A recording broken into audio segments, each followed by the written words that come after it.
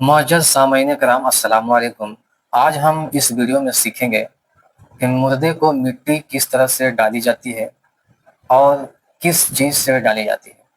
بہت سارے بھائیوں کو یہ معلوم نہیں ہے، جس کو معلوم نہیں ہے ان کے لیے یہ ضروری ہے، اور جن کو معلوم ہے اس کے لیے بھی یہ بہتر طریقہ ہے۔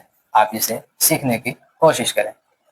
تو آئیے ہم مسئلے کے جانب آگے بڑھتے ہیں۔ مسئلہ: تختہ لگانے کے بعد مٹی دی جائے مستحب ہے۔ تختہ لگانے کے بعد مٹی دی جائے یہ مستحب طریقہ ہے۔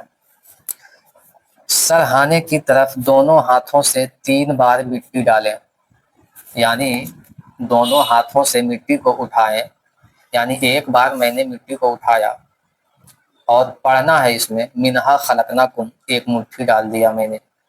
اب دوسری بار مٹی کو اٹھانا ہے، وفیہا نعیدکم، مٹی کو ڈال دیا، دوسری مرتبہ ہو گیا۔ اب تیسری مرتبہ پھر مٹی کو اٹھانا ہے، ومنہا نخرجکم تارۃ اخری، تین بار ہم نے مٹی ڈال دی۔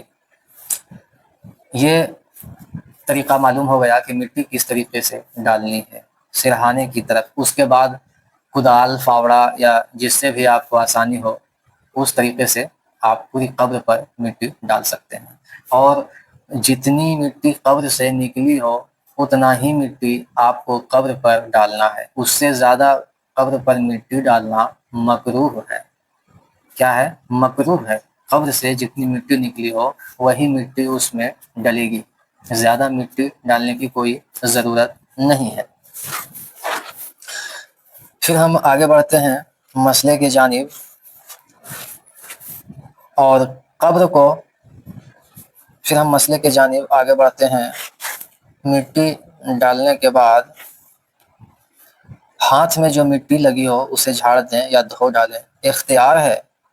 قبر چوکھٹی نہ بنائیں بلکہ اس میں ڈھال رکھیں، جیسے اونٹ کا کوہان۔ قبر پر پانی چھڑکنے میں حرج نہیں، بلکہ بہتر ہے قبر ایک باشت اونچی ہو یا کچھ تھوڑی سی زیادہ۔ یہاں تک کے بات ہم نے کلیئر کیا، یہاں تک تو بات سمجھ میں آ گئی ہوگی۔ لیکن ایک مسئلہ اور اسی میں ہے کہ اگر جہاز پر انتقال ہوا اور کنارہ قریب نہیں ہے، کنارہ نزدیک نہیں ہے، کنارہ بہت دور ہے، تو ہم کیا کریں گے؟